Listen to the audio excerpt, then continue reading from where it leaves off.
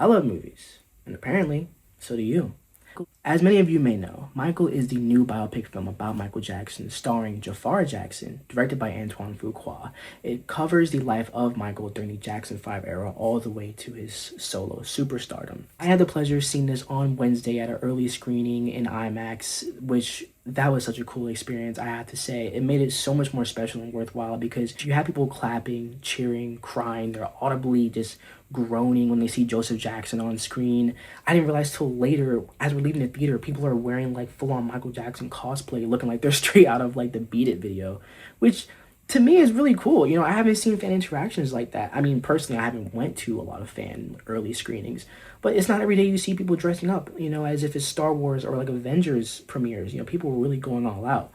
And I'll say right now, this might make a billion. If it doesn't make a billion, I'll be really surprised. It's already been confirmed that it's the biggest biopic opening ever. And didn't Bohemian Rhapsody nearly make $1 billion? I know it'd be 900 million.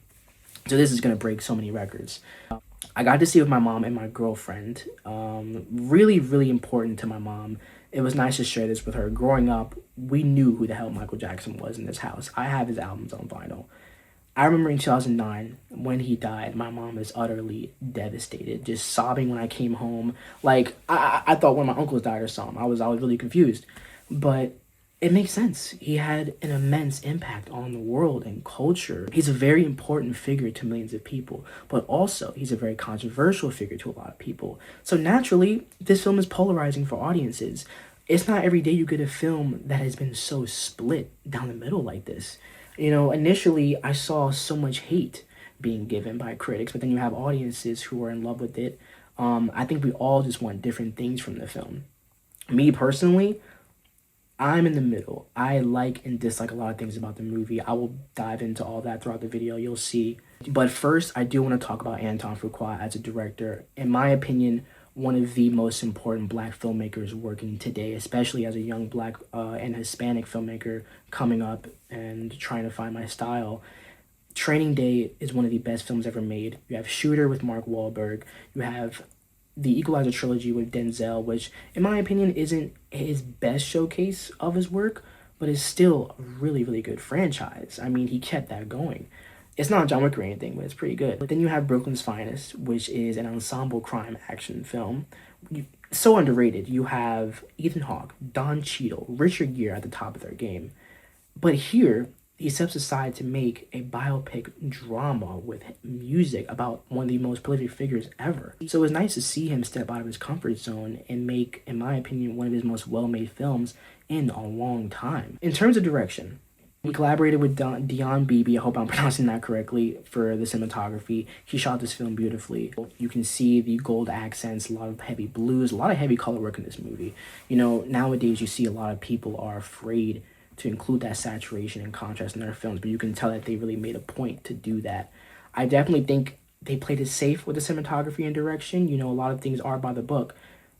Antoine is someone who can come in and get the job done. He gets in and gets out, but it would have been nice to see more creative liberties and risks taken with this film.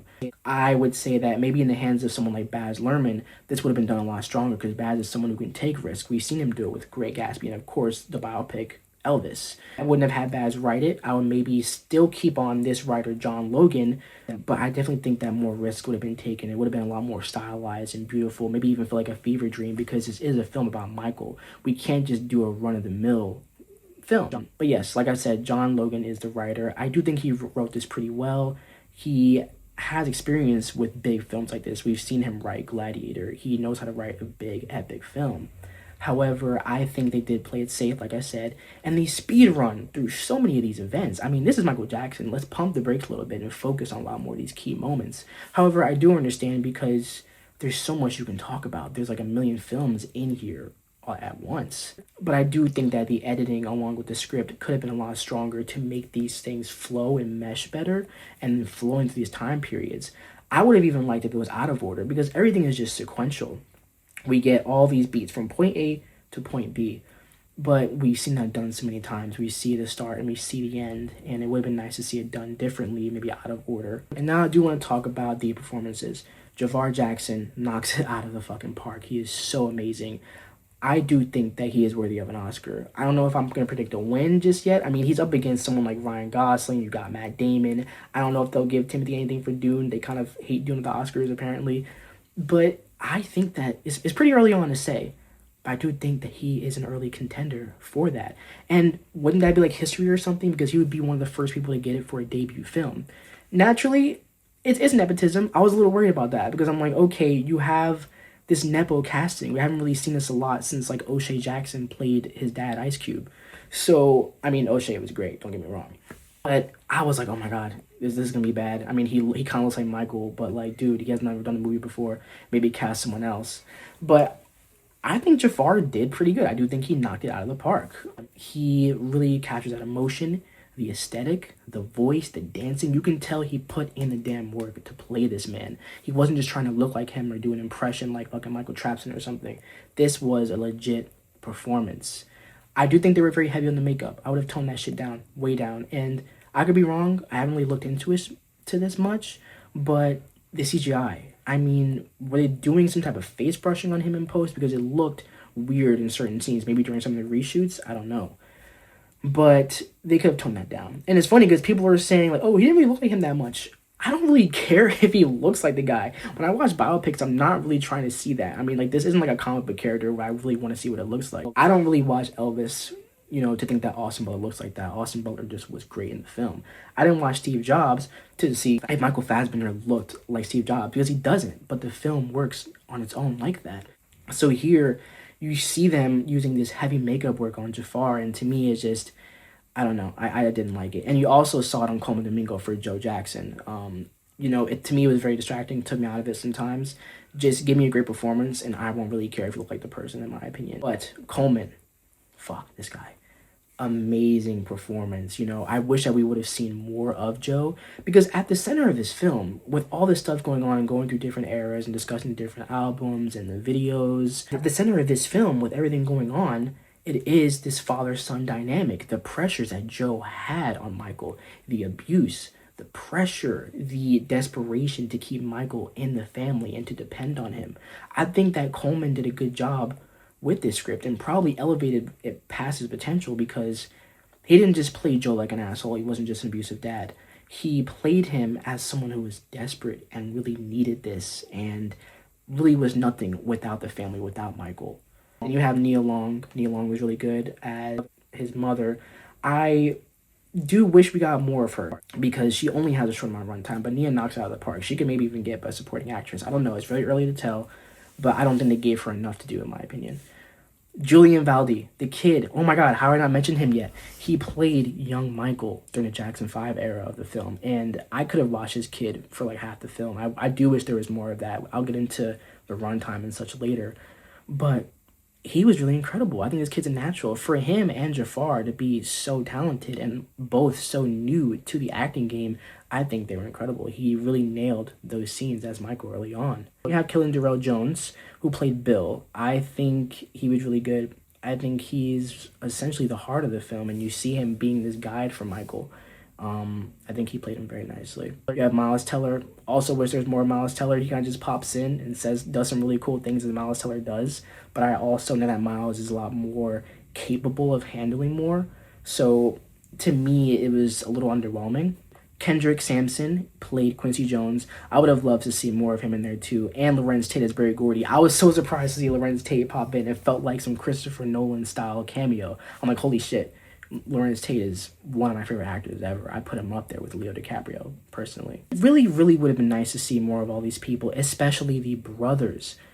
Especially since this is heavily emphasized to be about him breaking away from the brothers and them performing early on and wanting to be solo, but we barely really see them. And the sisters. Janet, where the hell were you? I mean, I know that she did choose to be taken out of this film.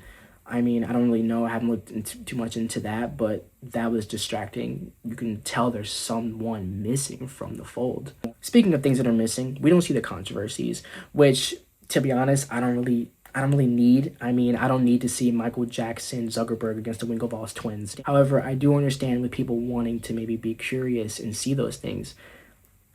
I mean, I've already seen it enough. I don't really care to see that. We've had it in the media for years. whether you defend him or not is besides the point. I just think I would want to see more of the creative process. I want to see him making this album. If you can't focus on an intimate moment like Off the Wall or Thriller, or him working with Quincy Jones, who was very, very influential and pivotal during Michael's early success, then, I mean, maybe do more of a grand film. Show about 3.5 hours, 45 minutes. I would have loved to have watched 45, 50 minutes extra of this film, because it's Michael. We will all sit through that. It's how important of a figure he was. I mean, I know they're bringing in part two.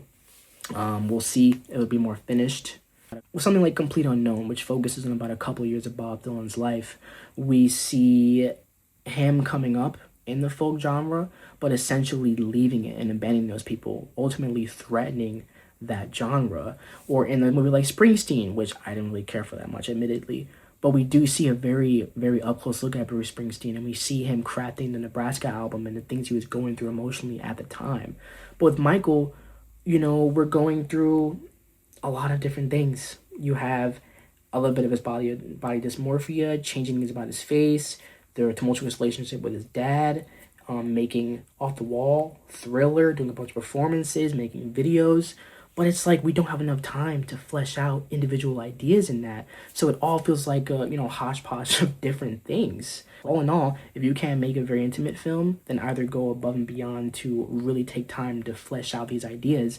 But essentially you have something in the middle, which is not enough, but is also too much at the same time. The film definitely ends a bit abruptly, and then, oh God, we get that cringe Michael will return thing, which is like, dude, I'm sorry, this is not Michael Jackson, the Winter Soldier. We don't really need to see that. However, I can understand they were definitely in an editing room thinking, oh yeah, we fucking cooked with that. Like, yo, Michael coming back for part two. But it's like, I don't know. I really could have done without that. I just think they obviously want to make him seem larger than life. But then again, you're doing this intimate portrait of him, so it's like, okay, we really don't need this Michael return thing.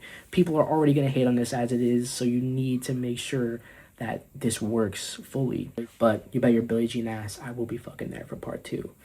Overall, I do think that Michael is a pretty good, okay film. I gave it a 3.5 on Letterboxd. If you want a more nuanced grade, that's about a 7.5, highest out of 10 for me personally. A lot of this could have been done better. Could have been directed a lot better, more risks taken. Could have been written better with a tighter script. Could have been edited a lot better to really make all of this flow. However, I do think they tried their best to bring Michael Jackson's life to life and to showcase that to us. They do avoid a lot of legal trouble, but literally they were legally not allowed to do that.